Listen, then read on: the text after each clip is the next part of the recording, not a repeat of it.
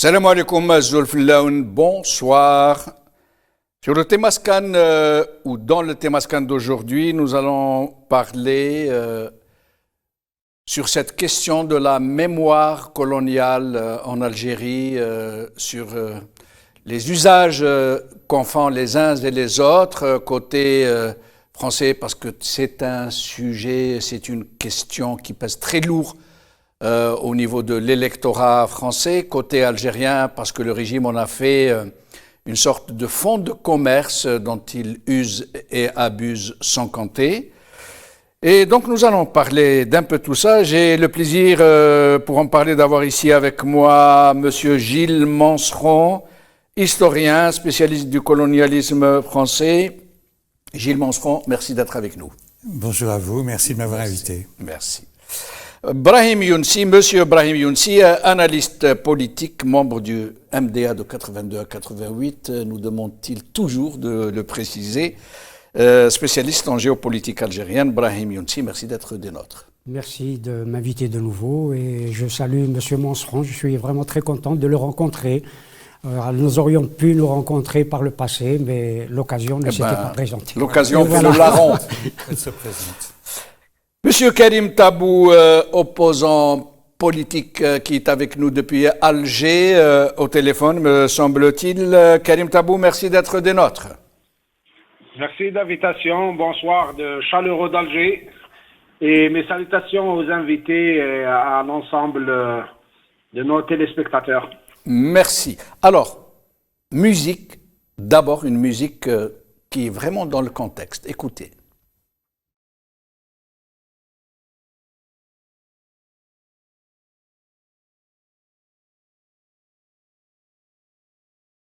Un petit village de colonisation construit sur un terre avec son église,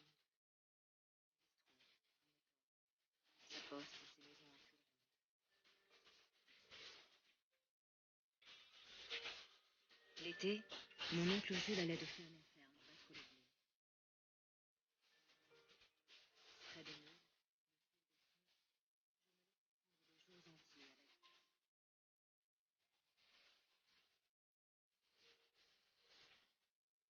ce que je savais puisqu'on me le répétait, inférieure à la mienne. Nous étions venus défricher leur terre et leur apporter la civilisation, me disait-on, en me rappelant sans cesse, ce sont des gens qui ne vivent pas comme nous. Cette phrase jetait en réalité un voile pudique sur leur pauvreté.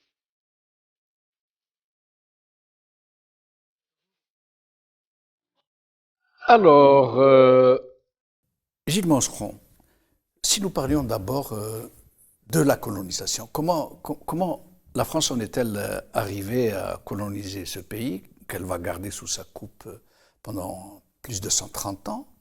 Et qu'est-ce qui s'est réellement passé? Est-ce que ce colonialisme a été aussi atroce que le disent les Algériens, ou alors a-t-il eu plus de côté positif qu'on ne le s'avoue nous-mêmes, Gilles Manseron? Je ne suis pas du tout partisan de relever dans la colonisation, dans le colonialisme, des aspects positifs.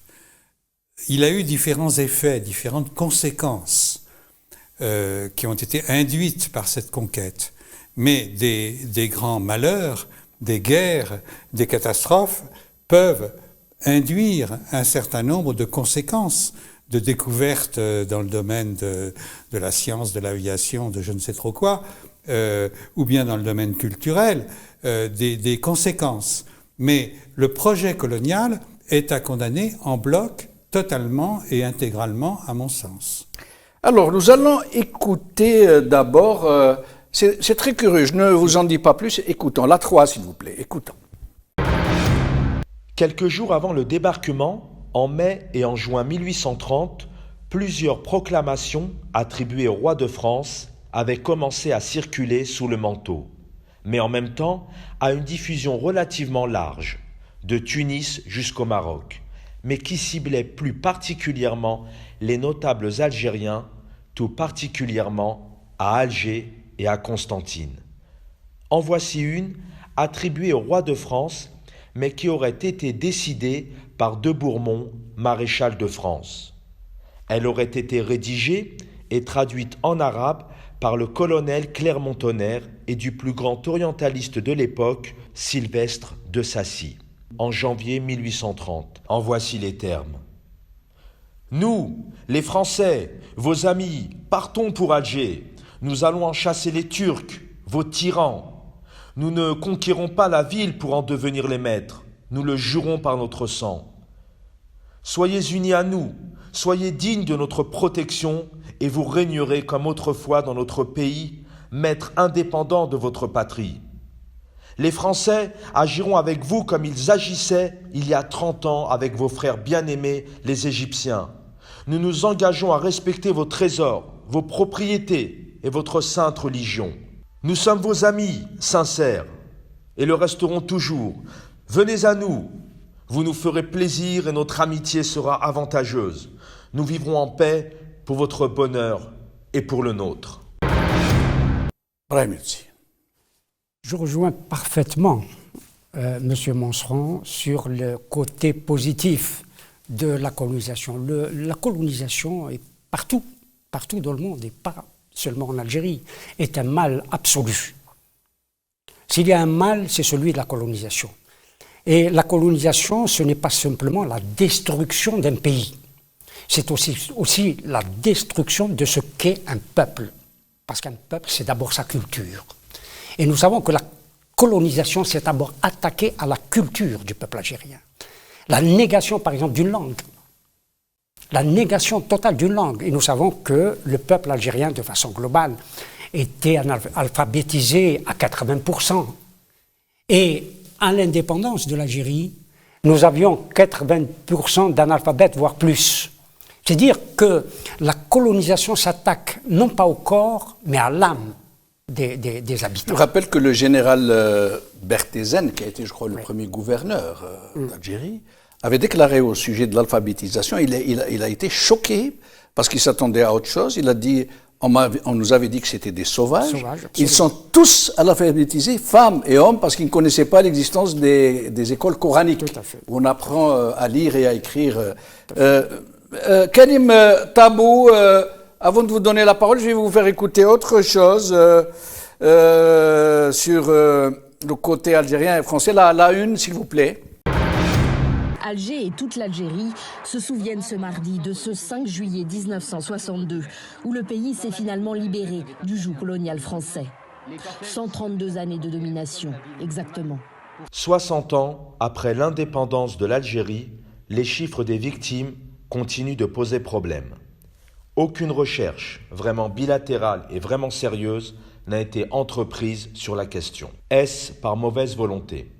Parce que dans ce genre de situation, il n'est jamais rentable pour les politiciens de l'un et l'autre côté de faire la lumière sur cette indicible tragédie. Côté français, parce que les circonstances ne sont pas vraiment favorables à une vraie reconnaissance. À un moment où au plus haut de l'État français, l'on continue d'évoquer le côté positif de la France.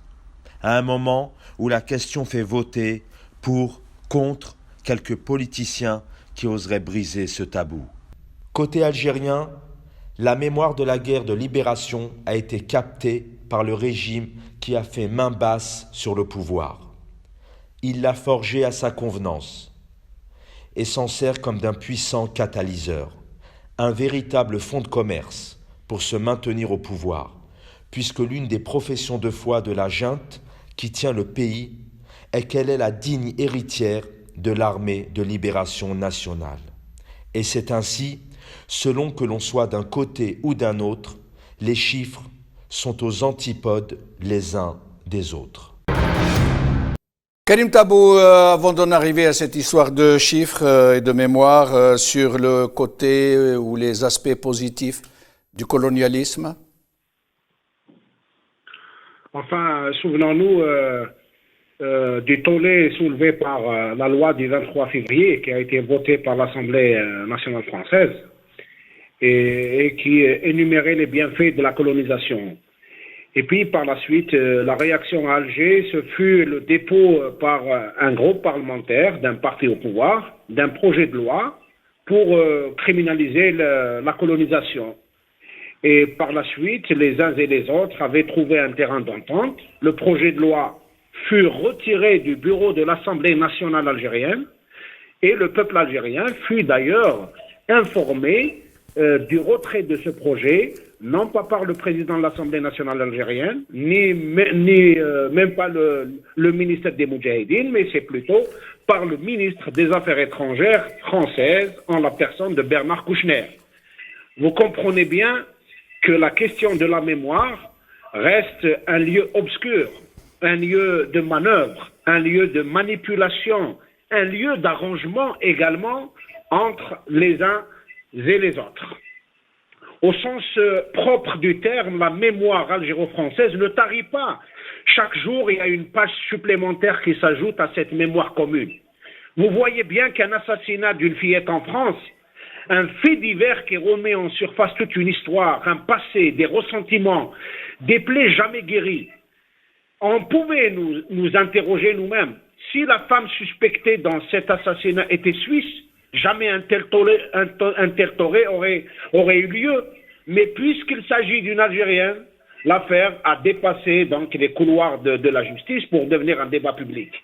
Également, il y a cette information qui a été donnée par un journal américain sur le scandale des crânes restitués aux autorités algériennes. Et souvenons-nous, les protocoles et puis le comment ils ont été reçus à l'aéroport d'Alger avec une allure d'exploit politique important.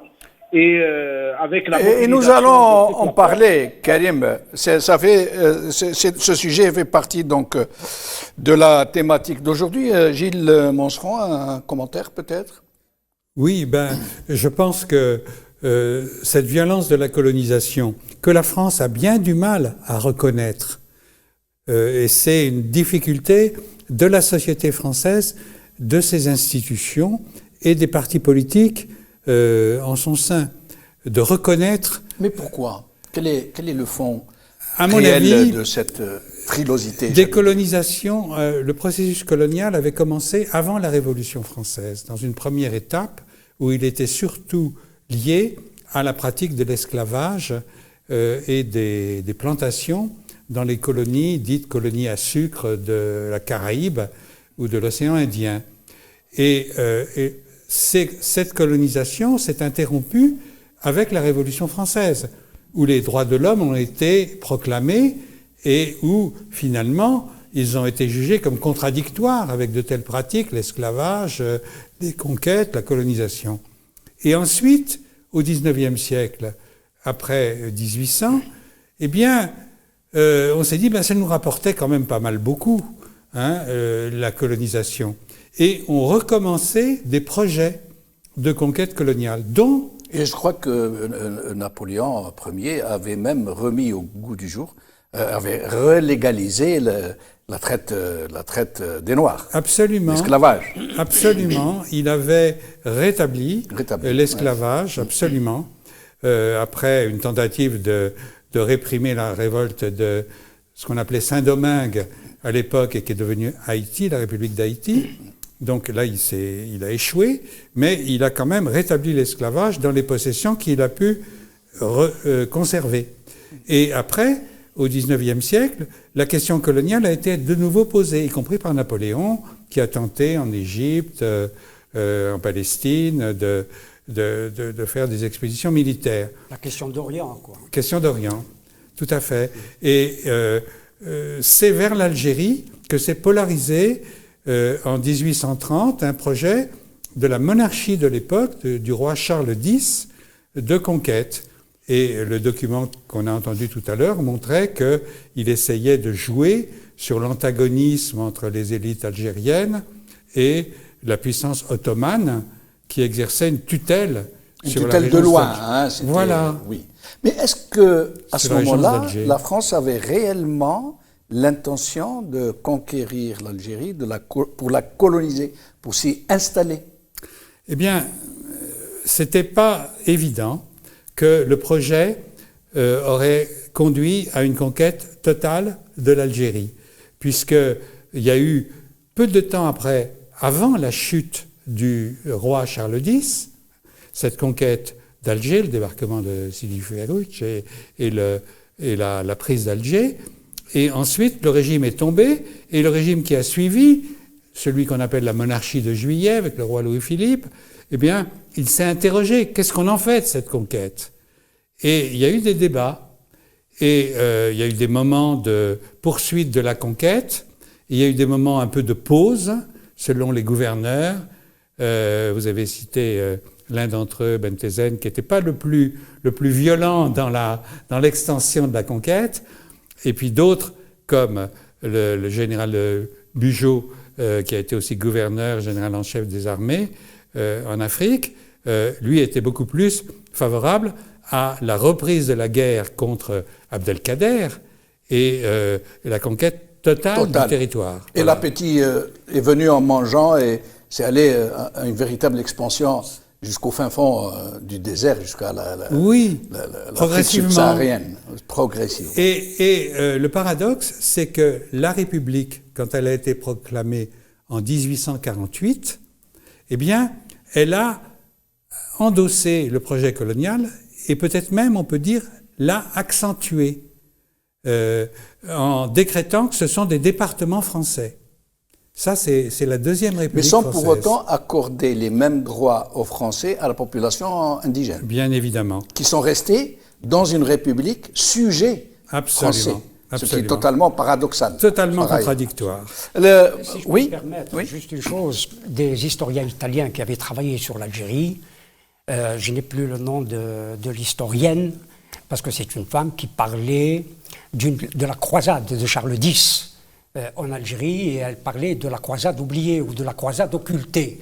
C'est dire que le projet aussi était un projet, j'allais dire, spirituel, religieux. Qui sera confirmé par la suite par le cardinal de la Vigerie dans sa fameuse politique d'évangélisation. Ce n'est pas simplement la conquête des terres, il y avait la conquête des terres, mais il y a aussi un projet d'évangélisation civilisatrice. Absolument. Alors, Karim Tabou, avant de vous donner la parole, nous allons vous faire écouter ce support documentaire. Écoutez.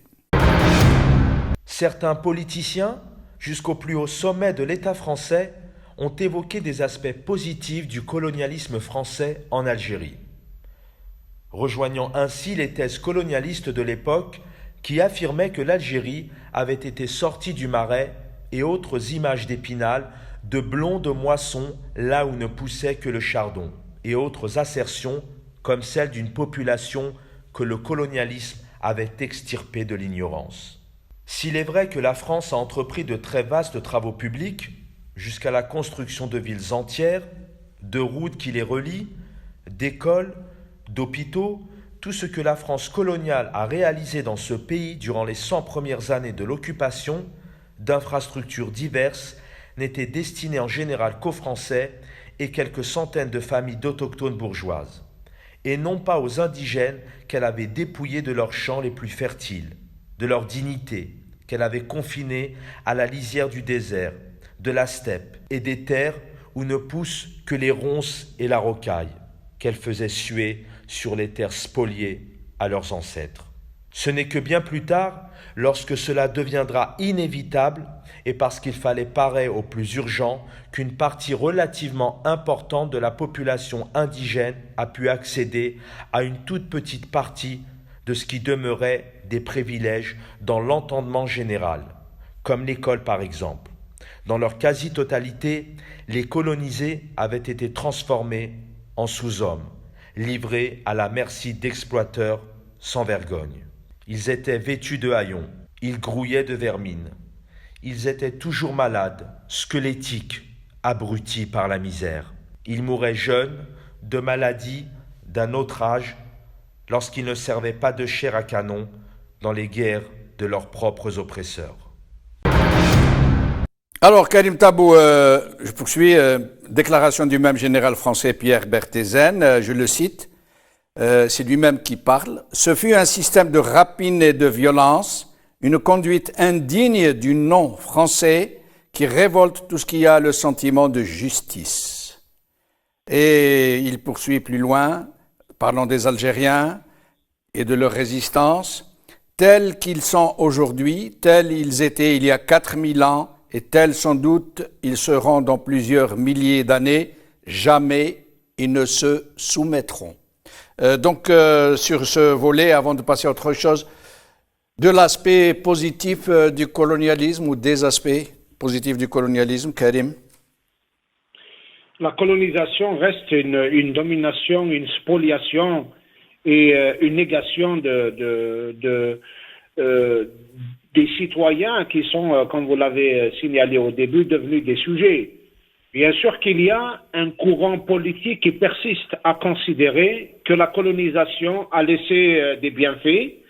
Et d'ailleurs, deux événements montrent justement cette tendance-là. La première, au temps de Sarkozy, président de la République, il y a eu ce vote de la loi du 23 février qui proclamait des bienfaits de la colonisation, mais également, dans le même sillage, la déclaration d'Emmanuel Macron, lorsqu'il avait évoqué la nation algérienne et qu'il affirmait que la nation algérienne n'existait pas avant la colonisation et que c'était la France qui a construit la nation algérienne, c'est également plus qu'une falsification de l'histoire, une offense, voire une violence à l'égard de l'Algérien qui s'est battu pour reconquérir son terrain et reprendre ses libertés et sa citoyenneté.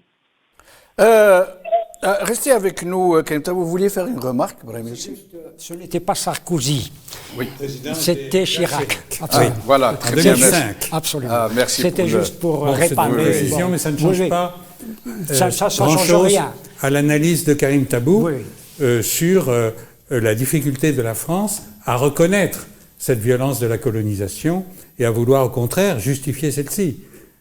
La loi du 23 février 2005, sous la présidence de Chirac, allait dans ce sens d'une justification de la colonisation, et la déclaration d'Emmanuel Macron à laquelle Karim Tabou fait allusion était une sorte de reprise. Mais il faut quand même reconnaître une chose, c'est que contrairement aux présidents précédents, ceux qui ont précédé Emmanuel Macron à la présidence de la République française, ce président-là, c'est pas que je le défende ni que je le soutienne, mais il faut reconnaître qu'il a tenu sur le colonialisme, sur la colonisation, des propos différents de ses prédécesseurs. Alors, on peut même dire que c'est la première fois depuis 1962 qu'un chef d'État français est allé aussi loin dans la reconnaissance d'un côté et dans la dénonciation du colonialisme de l'autre. Nous allons en parler dans un petit moment. Alors, je voudrais juste, oui. si vous permettez, parce que vous avez parlé beaucoup de République et de la République française qui avait des sujets. Moi, ça me rappelle la République de Platon. C'est cette République idéale avec des esclaves. Oui. Et c'était pratiquement exactement... Mais à l'époque, c'était dans l'air du temps. Oui, mais c'était une reproduction... C'était comme ça, c'était la cité. C'était une reproduction de la République de voilà. Platon. Des citoyens à part entière et des sujets. Voilà. Alors, une question qui pourrait être mal reçue par nos téléspectateurs algériens, mais il faut la poser.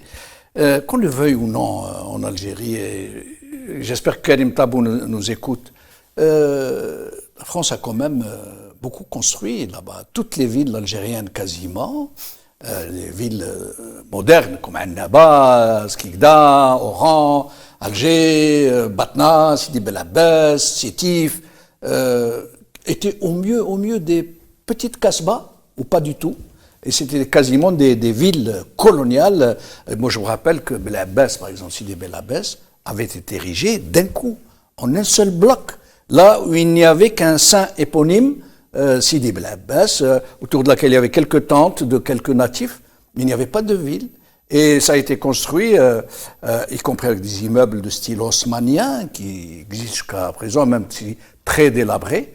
Et Napoléon III, qui était venu inaugurer, il avait dit, et c'est d'ailleurs le nom qu'il a laissé et qui est resté à ce jour à Sidi Bel Abbès, qui a dit « Mais c'est un petit Paris ».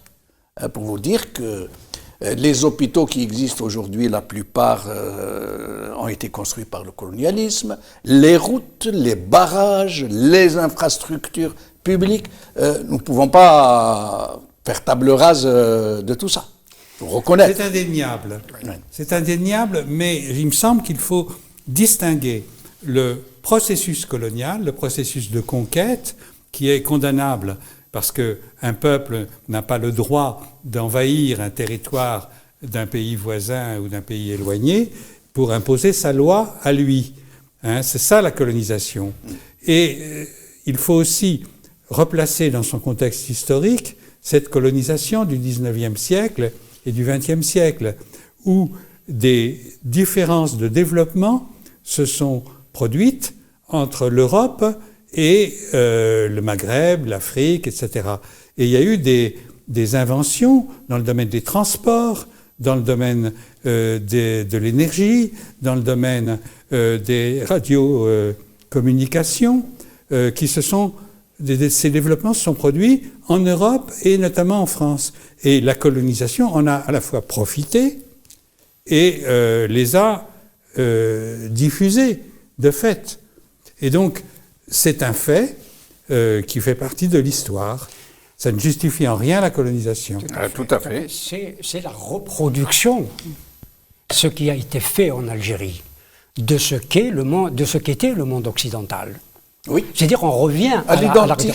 Du point de vue urbanistique. Mais est-ce parce que les Français pensaient y rester ad vitam aeternam qu'ils ont autant construit? Oh, ils le pensaient. Ils le pensaient. Et pour qui ont-ils construit? Oui. Ils n'ont pas construit pour la population européenne.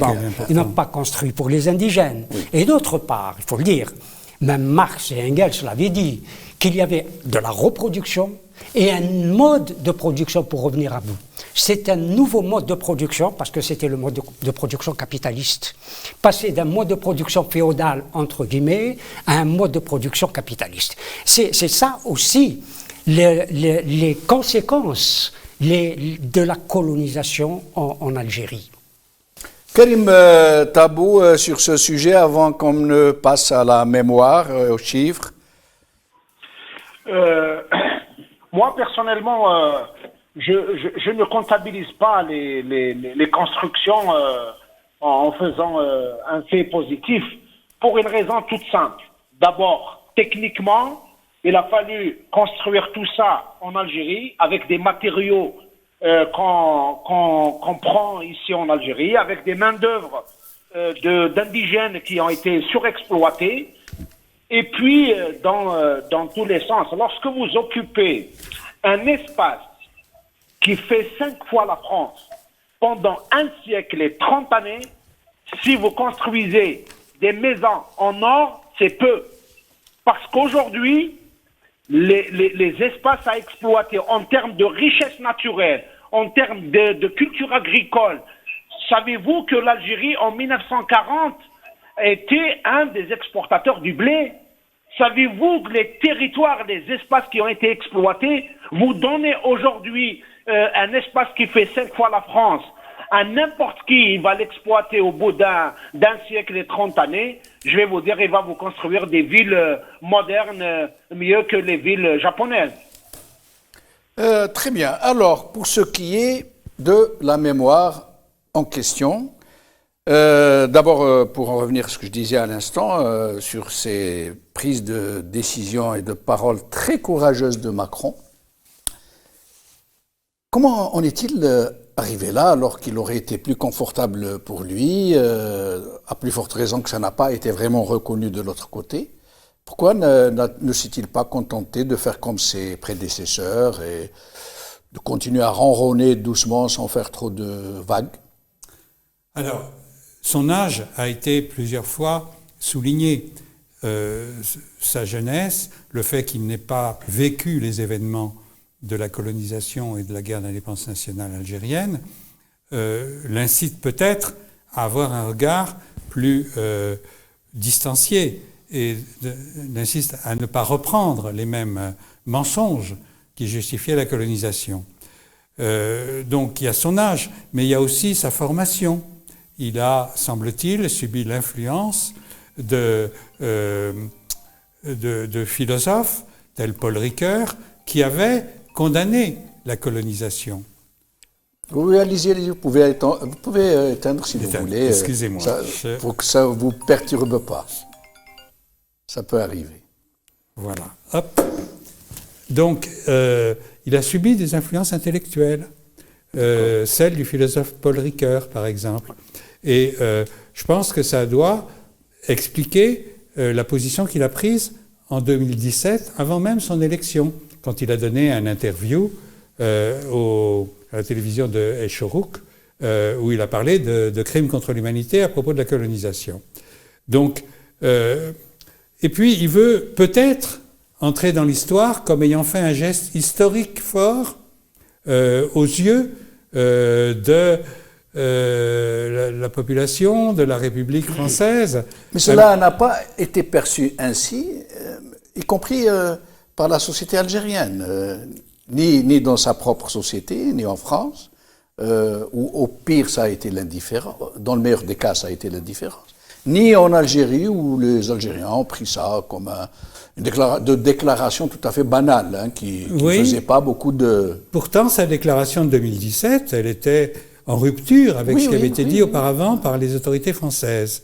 Mais il a du mal depuis, et c'est ça qui permet d'expliquer ces oscillations, ces pas en arrière, dont celui qu'évoquait Karim Tabou quand il parle d'une Algérie qui n'existait pas avant 1830, par exemple. Eh bien, il a du mal à faire passer cette idée d'une condamnation de la colonisation auprès de l'opinion française, parce qu'elle a été abreuvée pendant des générations à l'idée que la colonisation était justifiée. C'était une œuvre civilisatrice. Et donc, il y a des forces politiques, notamment à l'extrême droite et dans la droite, mais pas seulement, parce que c'est un problème qui échappe en partie au clivage politique traditionnel droite-gauche. Eh bien, il y a des gens qui sont toujours attachés à cette idée de l'Algérie française, positive, bénéfique aux populations. Et pourtant, ce sont des générations qui n'ont pas connu cette époque. Aujourd'hui, la majorité de la population française n'a pas connu cette époque, elle ne l'a pas vécue. C'est vrai, mais il y a des gens comme le doyen de l'Assemblée nationale qui a ouvert la dernière session en 2022 et qui a tenu des propos nostalgiques concernant la colonisation. Et quand on lui a posé la question, parce que c'était un Européen d'Algérie d'origine, réfugié en France, émigré en France à l'indépendance, on lui a posé la question de l'OS. Il a dit, l'OS, je ne sais pas si c'est une organisation terroriste ou pas. Je ne connais pas bien. Bon, en tant que Français d'Algérie, il devait bien connaître. Évidemment. Si ces jeunes Français n'ont pas vécu la colonisation, la guerre d'Algérie, leurs parents ou leurs grands-parents l'ont vécu. Et certainement, la mémoire est passée. Ils leur ont raconté ce qu'ils ont vécu ou ce qu'ils ont laissé là-bas, notamment en ce qui concerne la population pied-noir. C'est-à-dire qu'ils ont vécu par le récit de leurs grands-parents ou de leurs parents la colonisation et puis le pays de vous parlez de la descendance pied-noir, parce que le reste de la société française... Non, l'histoire, quand on lit les livres d'histoire en France, et nous l'avons vécu, hein, que la France a porté le bienfait à l'Algérie et que Abdelkader, nous le traitions de traître, nous, parce que dans nos livres Moi, je me rappelle même des Fernand Nathan où on disait nos ancêtres les Gaulois. D'une part, d'une part, et d'autre part, Abdelkader qui était devenu l'ami de la France. L'ami de la France, bon, etc. Bon, c'est dire que psychologiquement, intellectuellement, la jeunesse française a été formée à la colonisation et aux bienfaits de la colonisation. Pour qu'on ne comprenne pas de travers au sujet de l'émir Abdelkader, c'était la propagande française qui disait qu'il était devenu l'ami de la France. Quand on regarde les livres d'histoire de nos enfants en France, c'est la glorification d'une certaine manière de la colonisation. Que la colonisation a porté le bistouri et l'instituteur. Karim Tabou, au sujet des déclarations que nombreux trouvent très courageuses de M. Macron sur la question mémorielle. Je pense qu'au-delà des déclarations, Macron a fait un pas en avant puisqu'il propose un mécanisme concret pour essayer de restituer cette mémoire, la dégager de toutes les meurtrissures et puis aborder le sujet avec objectivité. Malheureusement, il y a toujours des événements qui viennent capoter un peu les bonnes volontés, même si ils sont exprimés. C'est la nécessité de satisfaire une partie de l'opinion publique en France, mais également l'instrumentalisation de cette mémoire chez nous, qui est devenue un registre de commerce. Et des fois, on est tenté de ne pas croire à la bonne foi et aux déclarations, notamment d'Emmanuel Macron, parce que, tout simplement, la même personne qui avait qualifié la colonisation de crime contre l'humanité, de vraie barbarie, après, il revient 2 ans, 3 ans après pour dire tout le contraire. Et plus encore, il accuse le régime algérien d'être un régime de militaro-politique qui vit de la rente mémorielle. Mais il ne s'est pas gêné de venir en Algérie et de tenir une réunion avec le Haut Conseil de sécurité et se prendre en photo avec ses généraux et avec ceux qui ont exploité, qu'il accuse lui-même d'exploiter la mémoire. Mais a-t-il les moyens de faire autrement, Karim Tabou? Il est dans la réelle politique, il est dans les échanges entre deux États. Ce n'est pas à lui de dénoncer le régime algérien et sa vraie nature. Déjà, le fait de l'avoir qualifié de système militaro-politique, pour beaucoup, il aurait largement outrepassé ses prérogatives et son rôle. Vous savez, Jospin, lorsqu'il était Premier ministre, il devait répondre à une question d'un journaliste. Il dit je suis contraint dans mon expression quand il s'agit de l'Algérie. Au fait, c'est cette loi-là du silence. C'est cette manière-là de traiter au gré des conjonctures. C'est-à-dire que tant que la mémoire, tant que le fait colonial, tant que le travail qui revient aux scientifiques et aux historiens est volé par les politiques qui font un autre usage autre que la restitution de la mémoire, ça va nous poser toujours des problèmes, des incompréhensions, des mésententes, voire des crises cycliques. Et c'est ça qui pose problème. Parce que du côté français, c'est un président de la République, ce sont des institutions qui parlent. Du côté algérien, ce sont des appareils qui sont là, qui exploitent tout pour essayer de rester en place. C'est la réalité également. Alors, Karim Tabou, je reste avec vous avant de donner la parole à nos amis ici sur le plateau. Une question très très sensible, très mal vécue par les Algériens quand on la pose, mais il faut la poser, parce qu'il ne faut pas se focaliser sur un aspect seulement des choses, de ces chiffres désastreux, sinistres, atroces des victimes algériennes. Mais il y a aussi perception côté français, tous ces pieds noirs, ces descendants de pieds noirs, qui, rappelons-le, n'ont pas tous été des colons. Pour la plupart, c'était des petits blancs, comme on dit, qui faisaient des petits boulots, qui vivotaient, qui considéraient ce pays comme étant leur, où ils pensaient finir leur vie comme leurs aïeux, et qui, donc, étant obligés de partir, qui se sont laissés piéger par l'OAS, qui n'ont pas voulu comprendre à temps qu'ils auraient pu rester dans ce pays et former une nation arc-en-ciel.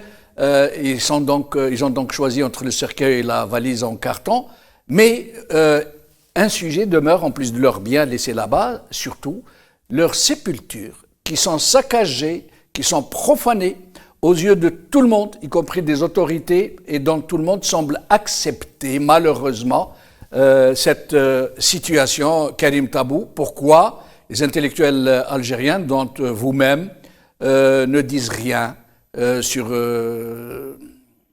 cette tragédie, j'allais dire, qui est très très mal vécue par des pieds noirs, dont certains ont même participé, il faut le rappeler, à la révolution algérienne. Une tragédie, un scandale, parce que quelles que soient les circonstances et quels que soient les prétextes, personne n'a le droit de toucher à ces lieux particulièrement sensibles. Profaner des cimetières, profaner des tombes est un acte barbare, tout simplement. Bien sûr que lorsque ces sujets-là sont objets de jeux politiques, de pression des uns et de manœuvres des autres, c'est ça qui pose problème. Et je pense que c'est un sujet qui va également se joindre à d'autres sujets qui sont restés objets de marchandage et de pression. Souvenons-nous de beaucoup de sujets qui ont la même importance. Le détournement de l'avion Airbus de la compagnie française en 1994, de nos jours, on n'a pas eu des infos sur la réalité de cet événement. L'assassinat d'Ali Msili en 87 à Paris, jusqu'à présent, nous n'avons pas les données sur cet événement. L'argent qui a été transféré par les dignitaires du régime algérien en France, les biens luxueux acquis dans les quartiers huppés de Paris, les contrats de gaz, tout ça reste un secret entre les pouvoirs, entre le pouvoir en France et en Algérie. Souvenons-nous également de ce moment particulièrement touchant quand vous avez un chef d'État hospitalisé pendant plus de 80 jours en France.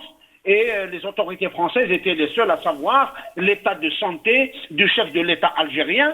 Et on a bien vu tout le scandale qu'il y a. Donc, profaner une tombe, profaner une mémoire, prendre les Algériens pour des sujets, ne pas leur donner la plénitude de leurs droits pour qu'ils vivent normalement comme tous les citoyens du monde, est un scandale derrière un scandale. Malheureusement, quand on évoque la question de la mémoire, il y a des gens au-dessus, il y a des gens au-dessous de la mémoire, et ces questions-là devront tout simplement être soustraites aux politiques pour être restituées à qui de droit, à savoir les historiens, les scientifiques, ceux qui vont avoir des approches rationnelles, dégagées de toute émotion et dégagées de toute subjectivité.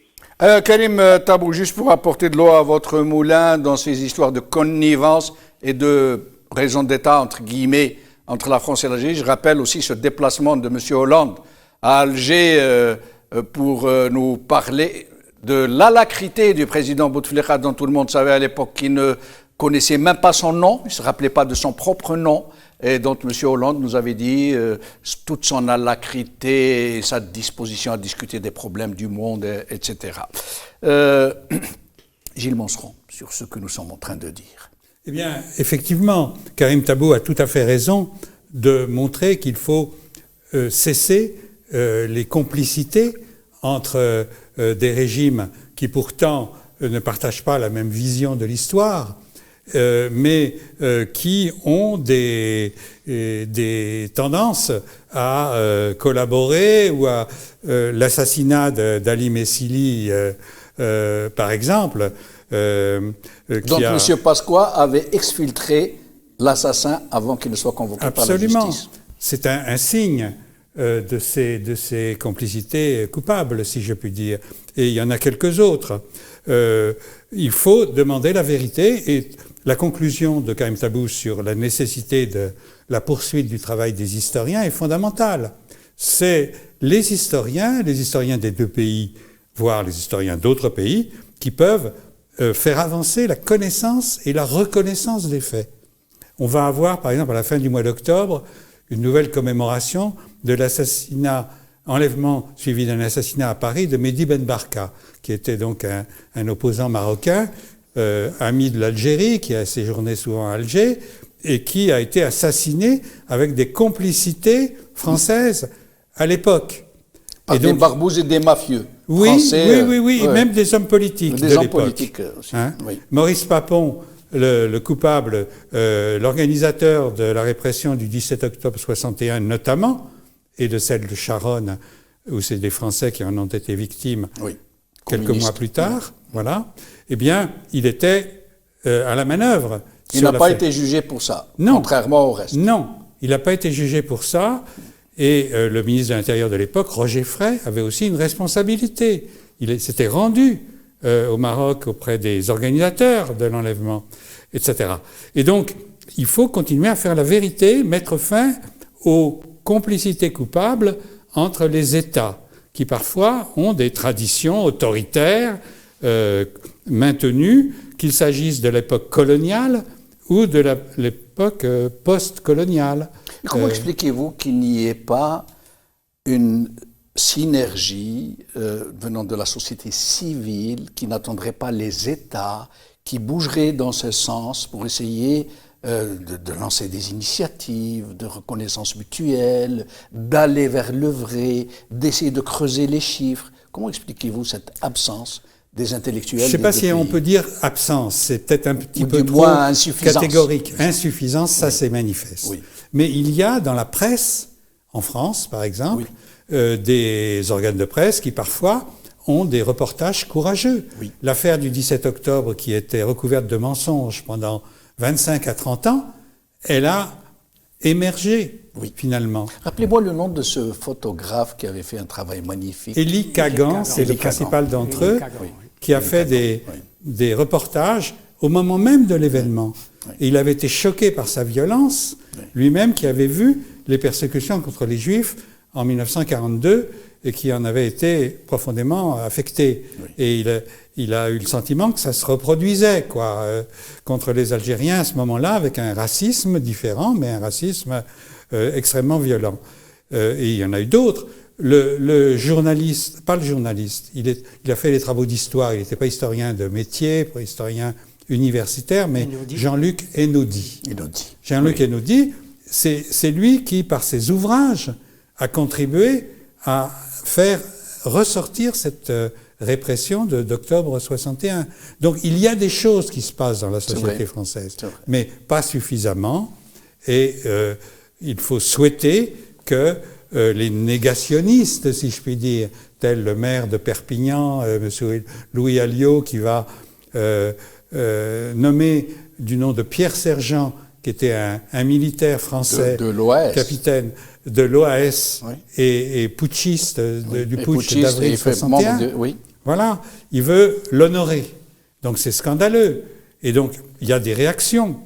Mais il faut que ces réactions soient encore plus massives. Et pourquoi n'y a-t-il pas de synergie des deux côtés, dans les deux pays, entre les intellectuels des deux pays qui sont dans cette dynamique d'essayer de faire de la lumière?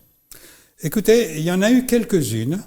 Je pense, après la loi que Karim Tabou évoquait du 23 février 2005, je me souviens d'un texte qu'avaient co-signé des intellectuels algériens et des intellectuels français, des historiens.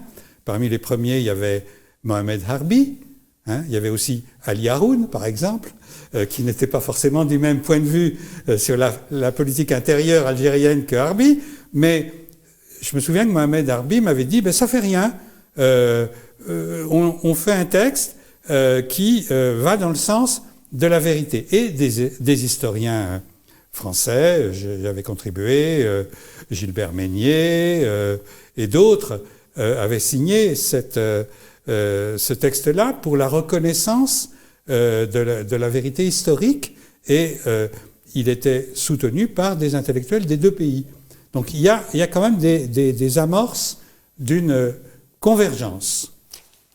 C'est vrai, sur le plan des intellectuels, il y a des intellectuels, il faut le dire, notamment de gauche qui travaillent avec les historiens, avec les militants algériens. Vous-même, vous étiez proche du FFS. J'ai rencontré Karim Tabou en compagnie de Sinaï Tamed. Voilà. Je ne sais pas s'il s'en souvient, mais à plusieurs reprises, nous avons eu des discussions. Je voudrais juste revenir à la profanation des cimetières et des tombes. Oui. Bien sûr, vous avez ces profanations, on peut les appeler profanations, mais ce n'est pas dans le but de profaner les tombes. C'est dans le but de les piller. Oui. C'est des pillages. Oui. Bon, c'est des pillages. Donc, parce que les chrétiens se font généralement enterrer avec leur alliance ou avec leur généralement. Voilà. Donc c'est des pillages. Voilà. Et c'est monstrueux. Mais c'est ce que j'allais dire. Et c'est d'autant plus monstrueux que cela n'a pas été dénoncé suffisamment et que ces sépultures n'ont pas été protégées par l'État algérien. Certainement, certainement. Si on peut faire une analogie, avec les crânes, symboliquement... Nous allons y arriver. Oui, hein. symboliquement, Oui.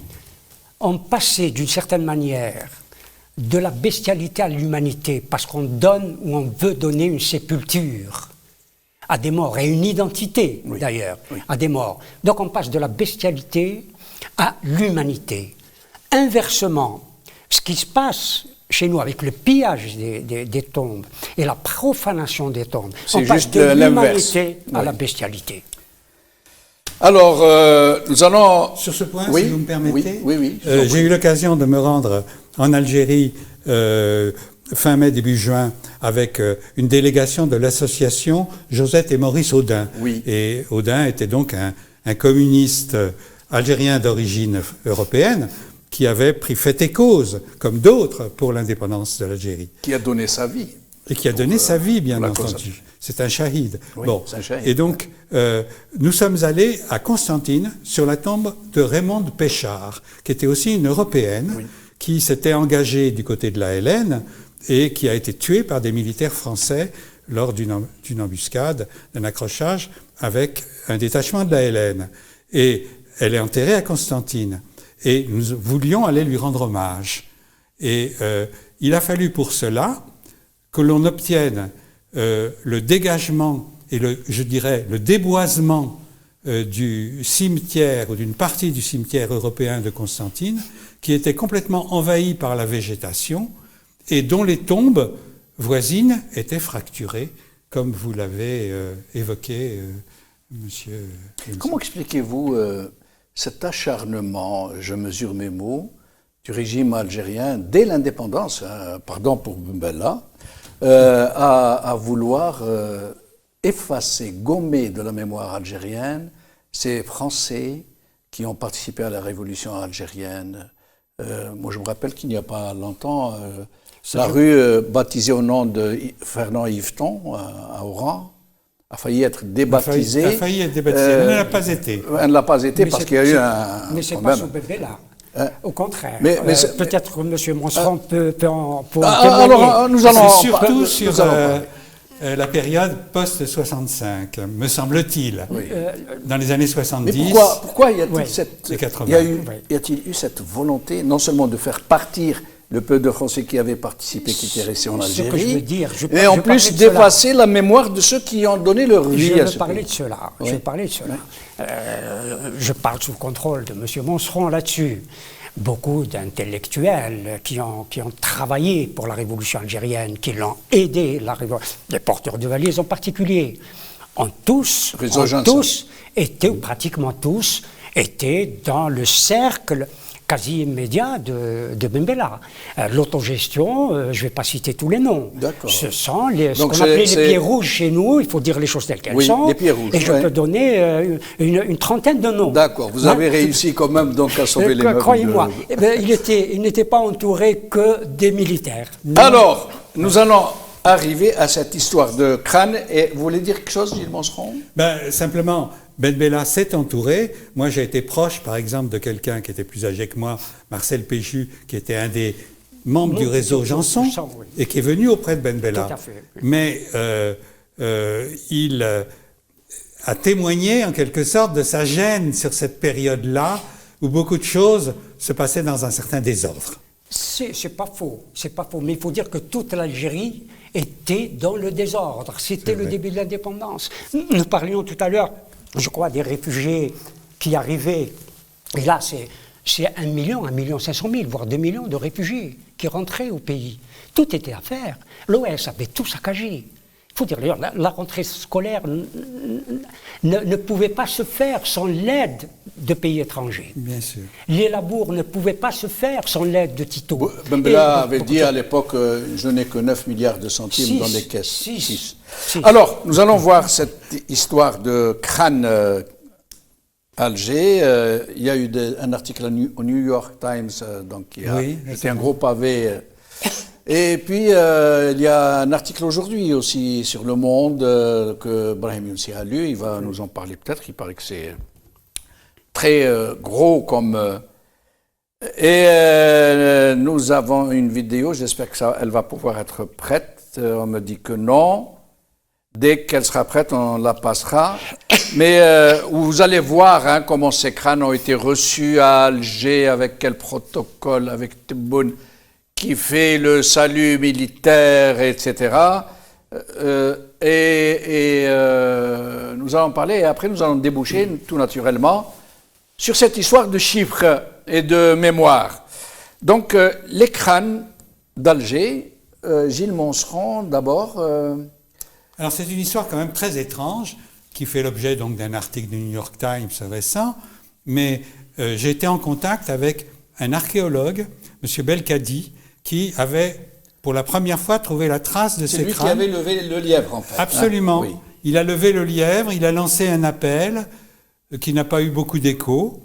Et quelques années plus tard, un autre intellectuel, qui n'est pas archéologue, qui lui c'est un physicien, qui travaillait dans une université française, mais il résidait en France, un Algérien, qui a lancé aussi une pétition, M. Brahim Snoussi. Et oui.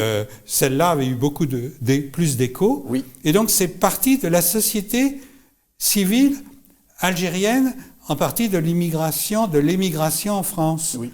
Et ça a été soutenu par des intellectuels ou des associations françaises qui ont soutenu cette demande de vérité sur cette présence scandaleuse de crânes, dont des crânes de combattants algériens à la colonisation, dans les musées français. Et peu de temps après, dans le secret des négociations entre États, a été procédée cette restitution avec l'aspect grandiose et honorifique légitime, début juillet de l'année 2020, oui. 2020, je ne sais plus. 2020, vous croyez? Oui. Bon, en tout cas, la restitution, elle est bien sûr légitime. Elle était l'occasion d'une cérémonie patriotique, mais l'article du New York Times nous révèle que le tri n'a pas été vraiment fait parmi les restes humains qui ont été restitués et inhumés. Voilà. Donc, c'est un travail qui doit être fait par les historiens, par les archéologues, par les spécialistes de l'identification. Par le musée de l'homme qui avait les fiches de chaque crâne. Absolument. Et le comble, c'est qu'à la limite, on aurait bien compris que tous les crânes soient restitués. D'ailleurs, ils n'ont pas été restitués, ils ont été prêtés, vous allez nous préciser. Oui. Qu'ils aillent reposer dans leur terre natale, quels qu'ils soient, mais qu'on nous le dise comme ça. Absolument. Or, comme vous venez de le dire, des crânes dont certains de résistants, 7 paraît-il, le reste appartiendrait à des supplétifs de l'armée française, à des gens qui ont été pendus ou guillotinés pour délit de droit commun. On nous dit même de certaines personnes dont il ne serait pas utile de préciser. De mauvaise vie, quoi. De mauvaise vie, voilà. Mais sinon, nous allons écouter et voir comment ils ont été reçus. Et après, nous reviendrons vers Karim Tabou. وسكينة وطمأنينة شعبه مهما كانت الظروف ومهما اشتدت الخطوب والمحن.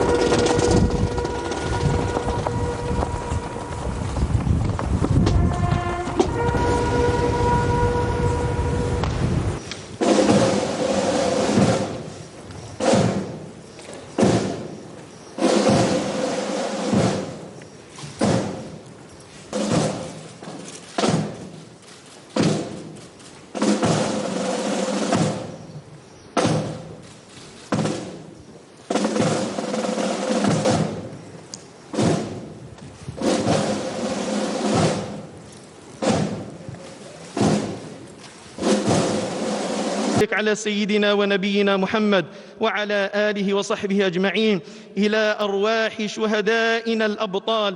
الفاتحة. أعوذ بالله من الشيطان الرجيم. بسم الله الرحمن الرحيم. الحمد لله رب العالمين. Karim Tabou, les crânes qui ont donc été reçus en grande pompe par le président de la République lui-même, et avec quel protocole. Nous apprenons maintenant, encore que ça avait commencé à circuler il y a déjà quelques mois, qu'il n'y avait pas que des résistants algériens dans le lot, si je peux dire, mais aussi des gens qui, à la limite, ont le droit d'être inhumés chez eux, mais qu'on leur rende ces honneurs dus à des résistants et qu'on trompe toute une opinion publique sur la véritable identité et le véritable parcours de ces gens. Cela ne procède-t-il pas comme le reste de cette fameuse exploitation de la rente mémorielle? Vous savez, évoquer une mémoire et enterrer des crânes dans un tel contexte aurait dû se faire dans l'humilité, dans la dignité. Malheureusement, ce n'est pas le cas. Souvenez-vous dans quel contexte l'événement a eu lieu. Un chef d'État qui s'est intronisé à la tête de l'État, il n'a pas été élu par le peuple algérien, qui n'a pas de légitimité et qui cherchait le moyen pour essayer de compenser justement ce vide, cette absence de légitimité par des actes de cette nature. Mais au-delà de l'exploitation et de l'instrumentalisation, dans la logique, il doit y avoir des comités spécialisés des deux côtés de cette affaire-là, et que les choses devaient se passer autrement. Malheureusement, non seulement tout se passe dans l'opacité, mais le silence des autorités algériennes et françaises devant un tel pavé lancé par un journal américain renseigne au mieux de la gêne des uns et des autres. Et là, ça pose vraiment un vrai problème éthique, moral, de sérieux, de respect des opinions publiques. Parce que les morts, ils sont morts. Mais lorsque vous faites tout un événement et vous remontez les émotions des gens, vous allez en profondeur pour réouvrir des plaies, des blessures, des traumatismes profonds. Vous les remettez dans un processus de manipulatoire des émotions des gens. Et par la suite, vous ne donnez pas d'informations précises sur des pavés de ce type-là, relève tout simplement de la trahison. Dans n'importe quel pays au monde, si un tel événement se produit, un tel scandale qui touche à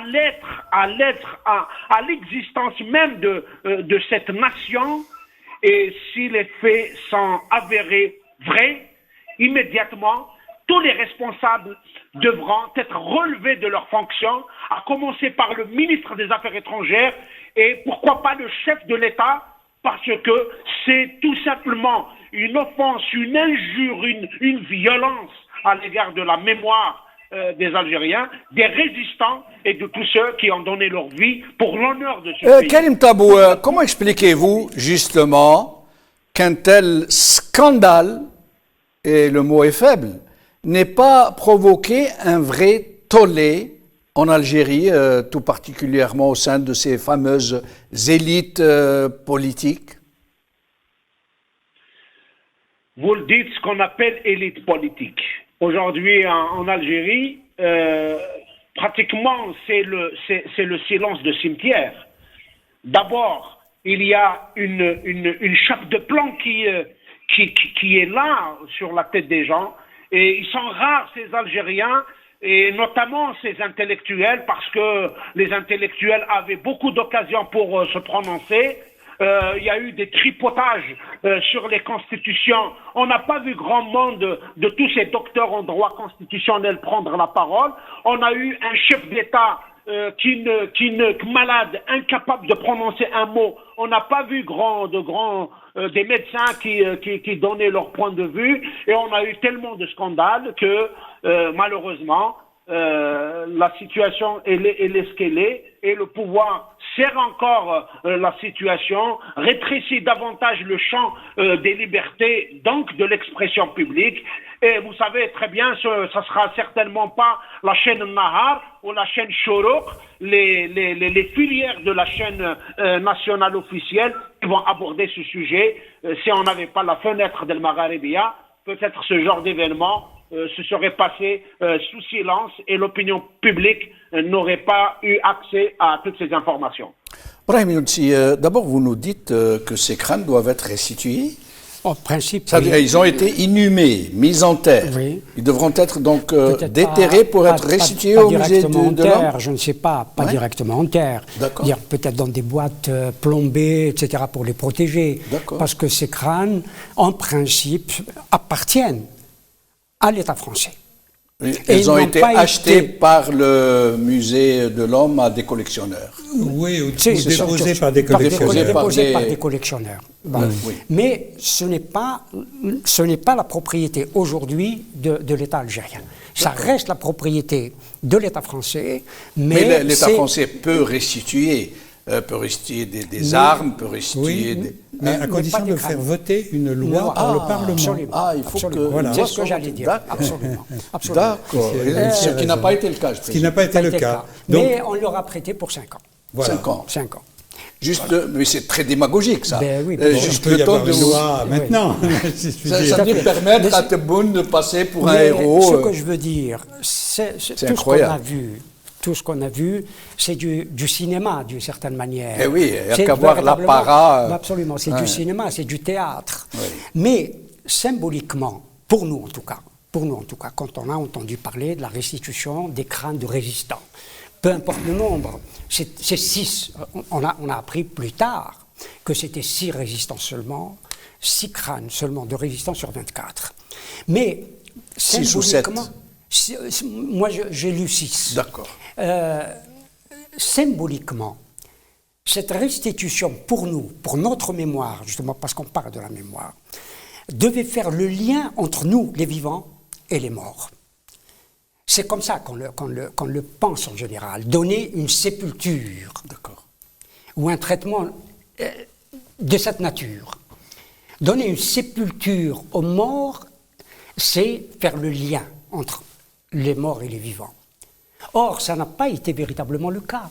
Ça a été une opération de marketing. Absolument, parce qu'on a appris plus tard, il y a un an, peut-être 1 an ou 2 ans, M. Belkadi, il a écrit un article où il a révélé des choses. Oui, il avait déjà révélé des choses. Il avait révélé des choses. Mais aucune enquête n'avait été faite. Et on se rappelle à ce moment-là la frilosité du régime algérien d'initier l'opération. Ils étaient très froids. Ce n'est qu'après ils n'ont pas répondu. Oui, parce qu'ils devaient savoir les dessous. Tout à fait. Mais simplement aujourd'hui, d'ailleurs, on avait parlé de ces crânes quand ils ont été restitués chez vous. Oui. Ce qui était en principe un cadeau offert au gouvernement algérien, cadeau, est-ce que la finance derrière ou pas, même un cadeau gratuit. Un cadeau raison d'État. Aujourd'hui, c'est devenu un cadeau empoisonné. Ah oui. C'est clair. Alors, nous allons en arriver aux archives, aux chiffres des uns et des autres. Et je vais commencer par une déclaration de M. Abdelmajid Chekhi, le conseiller... Si vous me permettez juste ce mot qui me revient à la mémoire, c'est une déclaration à propos des crânes, c'est une déclaration, je crois, je ne suis pas sûr, du général de Bourgmont, qui disait à ses soldats, je veux des crânes. Oui, j'en ai entendu parler. Et puis, il y a eu aussi des couffins. Oui, d'oreilles. Qu'est-ce que je disais déjà? Archives. Les archives. Les archives dont M. Abdelmajid Chikhi, qui a été désigné par M. Tebboune pour être le vis-à-vis de Benjamin Stora dans cette histoire archivistique, qui a déclaré quelque chose d'absolument incroyable et qui n'a pas soulevé la moindre petite vaguelette alors que ça aurait dû provoquer un tsunami. Il a dit, M. Abdelmajid Chikhi, toutes les archives ne sont pas communicables parce que certaines parmi elles pourraient provoquer le chaos dans la société algérienne. C'est très grave. Ça veut dire que n'y comptez pas, vous n'aurez pas la vérité. Mohamed Harbi a parlé de scandale. Oui. Pour ce qui est de la déclaration de... Non, pas de la déclaration, scandale des archives. À l'intérieur des Algériens. archives. Oui. D'accord. Alors, qui a parlé de scandale? Harbi. Harbi. À juste titre. Pourquoi cette frilosité de l'un et de l'autre à permettre une vraie accessibilité à ces archives? Pourtant, du temps est passé sous les ponts, 60 ans. 60 ans. Quand même, on devrait pouvoir faire poser un regard lucide de reconnaissance dans les deux pays. Les deux pays n'ont pas le même statut. Il y a un colonisateur et il y a un pays qui s'est affirmé dans un combat d'indépendance nationale. Mais dans ce deuxième pays, l'Algérie, il s'est construit progressivement un pouvoir qui a eu un certain nombre de pratiques qualifiées d'autoritaires par beaucoup d'Algériens. Voilà. Je n'ai pas à prendre parti dans les débats politiques algériens, je suis historien, mais je le constate. Et donc, ce pouvoir algérien, il a aussi les secrets qu'il veut conserver. On sait tous que l'assassinat d'Aban Ramdan en décembre 1957 par les colonels, les 3 colonels de la LN qui l'ont attiré dans un piège et assassiné, a été nié pendant des dizaines d'années. Et on a parlé dans l'histoire officielle d'une mort au champ d'honneur tuée par les coloniaux français. Par Al-Moujad, le journal Al-Moujad qui avait titré « Aban Ramdan tombé au champ d'honneur ». Voilà. Et puis ça a été répété ensuite dans l'Algérie indépendante. Et ce n'est que fin des années 80, début des années 90, que la vérité sur la mort d'Aban Ramdan a été dite, écrite dans la presse algérienne, par exemple, et dans certains ouvrages. Donc, il y a des secrets qui sont maintenus par le pouvoir tel qu'il s'est construit en Algérie, avec une part d'arbitraire. Ça, c'est un fait historique. Pourquoi? Pour préserver sa propre pérennité? Il y a eu des enjeux. Par exemple, l'ANP d'aujourd'hui, à laquelle il ne faut pas jeter la pierre, parce que ce sont ceux qui l'ont prise en otage, qui en fait constituent la junte, mais ils se disent les dignes héritiers de l'ALN, de l'Armée de Libération Nationale. Ça procède du même tonneau, si je puis dire. Oui, c'est partiellement vrai qu'ils sont les héritiers, mais ce ne l'est pas totalement, parce qu'on sait qu'il y a eu des officiers de l'armée française qui avaient en rien participé à la guerre d'indépendance nationale, qui avaient fait Saint-Cyr et qui ont pris l'avion pour rejoindre l'état-major Maou, en Tunisie. Voilà, oui. en Tunisie, puis qu'ensuite qui s'est surtout installé au Maroc autour de Khoury Boumedienne. Voilà, et ceux-là, bon, on ne peut pas dire que c'était des shahids, des moudjahids de la guerre et des maquis. Et ils ont transféré à l'ANP des méthodes d'infiltration et de manipulation dont l'armée française auquel elle avait eu recours dans différentes opérations. Le général Amari, je me rappelle, il a réutilisé un terme très spécifique dans l'armée française qui avait trouvé un euphémisme pour parler de torture qui disait exploitation. Et lui avait repris ça, il avait, dans un discours quasi public devant un parterre d'officiers, il avait dit il faut procéder systématiquement à l'exploitation des prisonniers. Pour vous dire. Bon, en tout cas, c'est une histoire qu'il faut écrire et que beaucoup d'Algériens demandent qu'elle soit écrite. Et donc, ça fait partie de la complexité de la situation d'une indépendance acquise glorieusement par un peuple qui s'est affirmé dans sa volonté d'indépendance, mais qui, en même temps, a connu une histoire par la suite compliquée, complexe. On savait déjà, oui, on savait déjà à partir de 58-59 que Abban Ramdan avait été liquidé par les 3B. Mais c'était pas l'opinion publique. C'était pas écrit. C'était pas. Le commun des Algériens ne le savait pas. Oui, non. Ça, c'est clair. Il n'y a aucun doute là-dessus. Mais à partir de l'indépendance en 62, le problème avait été posé. D'ailleurs, les 3B avaient été écartés.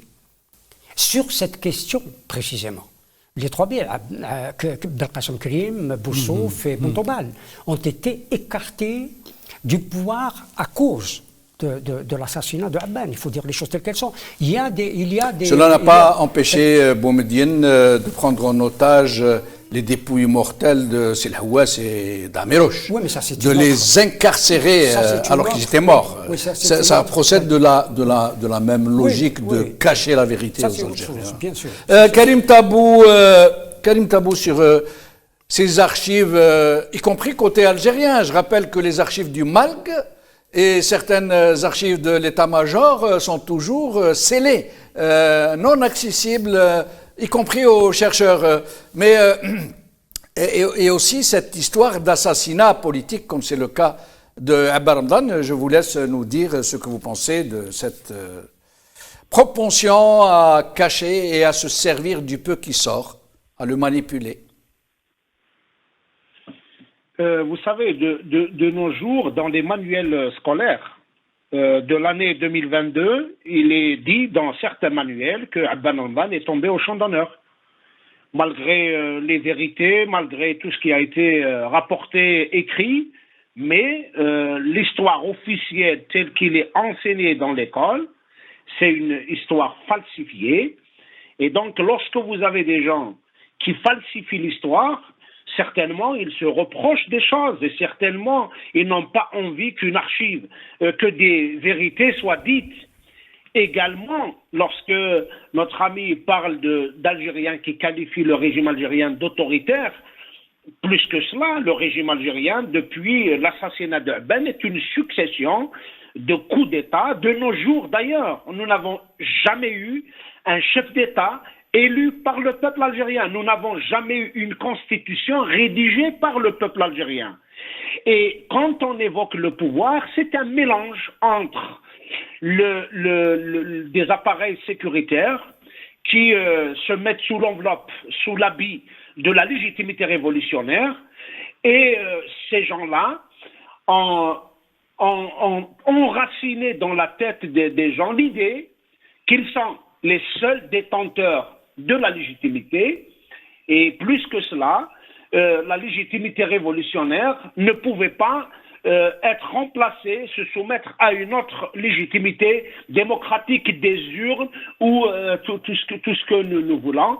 Ils sont restés donc les propriétaires entre guillemets, exerçant le monopole absolu sur la décision politique. Mais également, lorsqu'on évoque la prise de responsabilité sur les postes les plus importants dans l'organigramme actuel de l'État algérien, vous vous rendez compte qu'il y a eu un ministre de la Défense en 1988 qui a tiré sur la population et puis qui a conduit des opérations de guerre contre le peuple algérien pendant une décennie. Il part à l'étranger, il a été condamné par un tribunal algérien à 20 années de prison et puis il retourne au pays sur un avion présidentiel.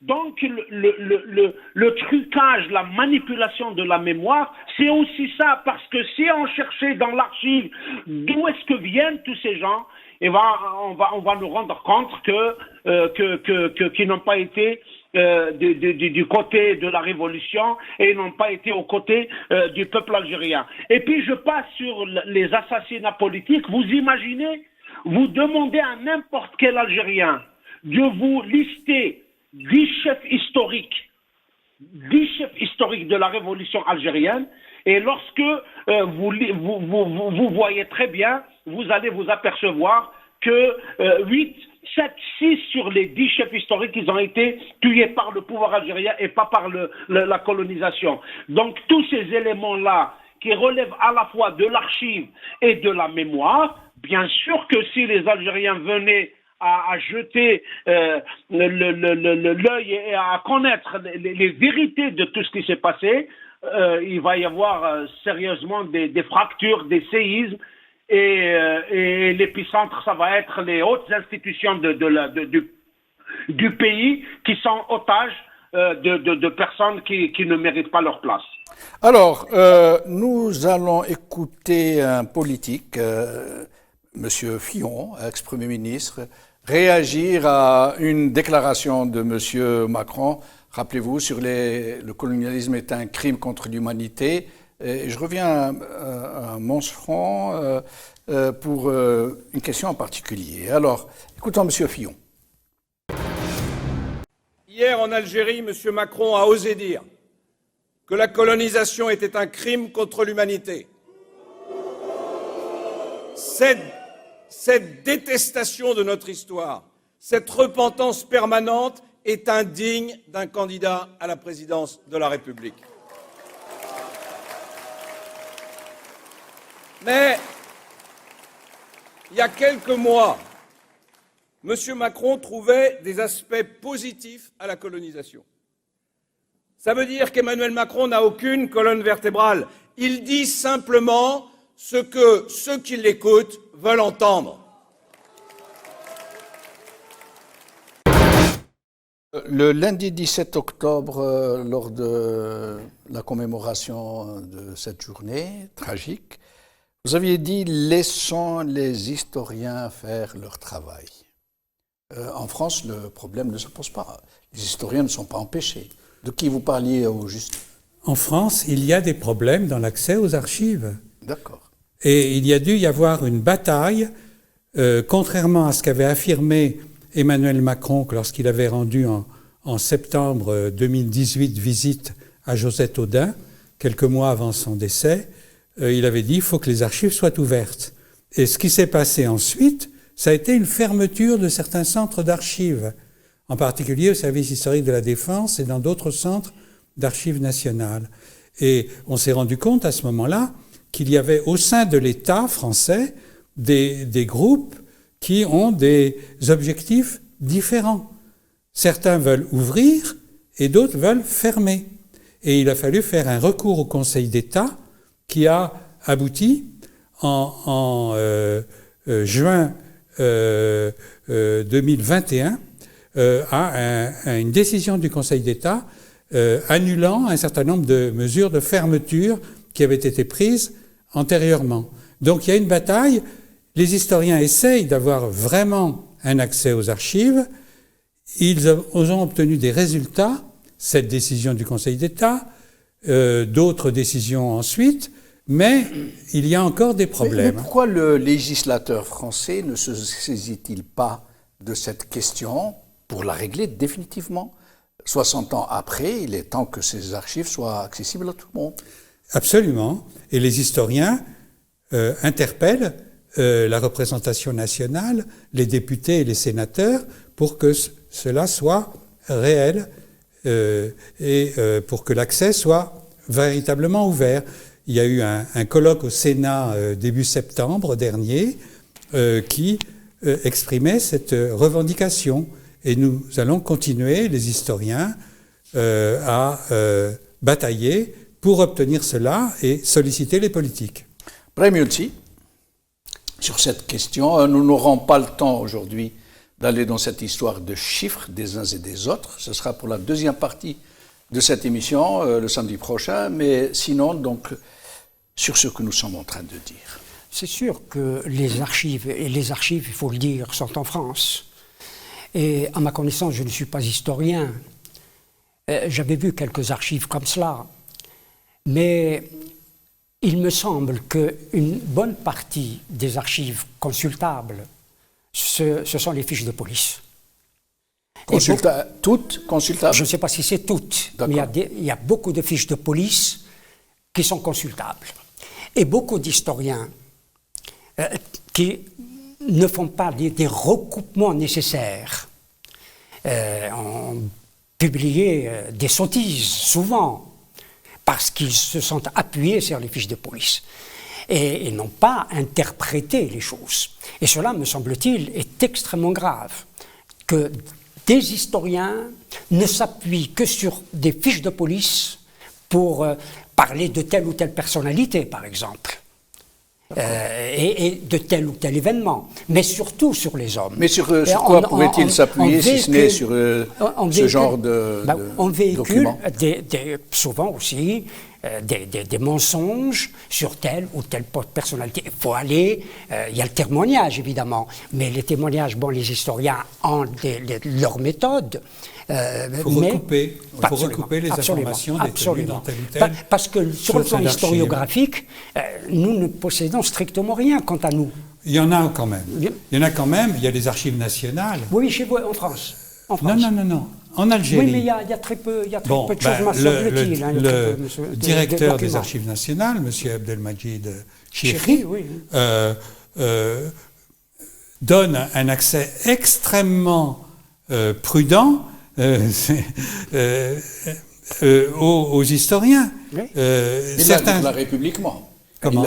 Il a déclaré publiquement que certaines archives ne sont pas communicables parce qu'elles seraient susceptibles de déclencher le chaos en Algérie. C'est son point de vue. Oui. C'est son point de vue. Mais en cela, il agit peut-être en tant que membre du cabinet de M. Bouteflika ou membre du cabinet de M. Tebboune, mais il n'agit pas en tant qu'archiviste. Et il n'a pas fait le côté de travail algérien qu'il devait faire, contrairement à Stora qui a beaucoup avancé. Bien sûr. Stora a remis un rapport qui est discutable, qui peut être contesté sur tel ou tel point, mais qui est un vrai travail d'historien. Oui. Et donc, l'équivalent n'a pas été fait par M. Chihri. Certains collègues ne sont pas très étonnés. Mais voilà. Parce que le pouvoir d'Alger veut absolument écrire une histoire officielle. Qui soit dans le sens désiré. Absolument. Le problème est là. Écrire l'histoire, c'est ne pas laisser les historiens travailler librement. Je me souviens, moi j'ai été un membre fondateur de la fondation du 8 mai 45. Les difficultés que nous avions pour avoir les archives, c'est en France et même en Algérie. Je me permets de vous interrompre, Brahim Younsi, nous arrivons à la fin de l'émission. Je vais donner le mot de la fin à Karim Tabou. Je vous rappelle qu'il y aura une deuxième partie à cette Temascan pour pouvoir aller dans les chiffres, dans les statistiques, dans les difficultés rencontrées, dans les intentions des uns et des autres de se servir de ces chiffres ou de les truquer, j'allais dire. Karim Tabou, vous avez le mot de la fin. Dans notre débat, nous avons évoqué beaucoup de noms, Fillon, Chirac, Sarkozy, Hollande, Macron. Et au fait, c'était tous des candidats aux élections présidentielles ou des chefs d'État. Mais vous savez, du côté algérien, les candidats aux présidentielles françaises, de gauche comme ceux de droite, sont les bienvenus à Alger. Les décideurs algériens jouent sur toutes les rivalités. Ils sont avec la gauche, ils sont avec la droite, ils sont démocrates, ils sont républicains, ils sont islamistes, ils sont laïcs, ils sont arrimés à l'Orient, ils sont arrimés à l'Occident, ils sont socialistes, ils sont capitalistes, ils sont tout ce qui leur permet de se maintenir et maintenir leurs intérêts. Ils sont sans foi, sans valeur, ils sont vides. Ils sont avides du pouvoir. Ils sont obsédés par les conforts. Ils sont obsédés par l'exercice de l'autorité. Et c'est ça qui pose problème. Lorsque vous posez les questions de la mémoire entre les mains des gens qui sont dans un entêtement maladif à rester au pouvoir, quitte à porter atteinte aux vivants et aux morts, vous ne pouvez pas avancer sur ces questions-là.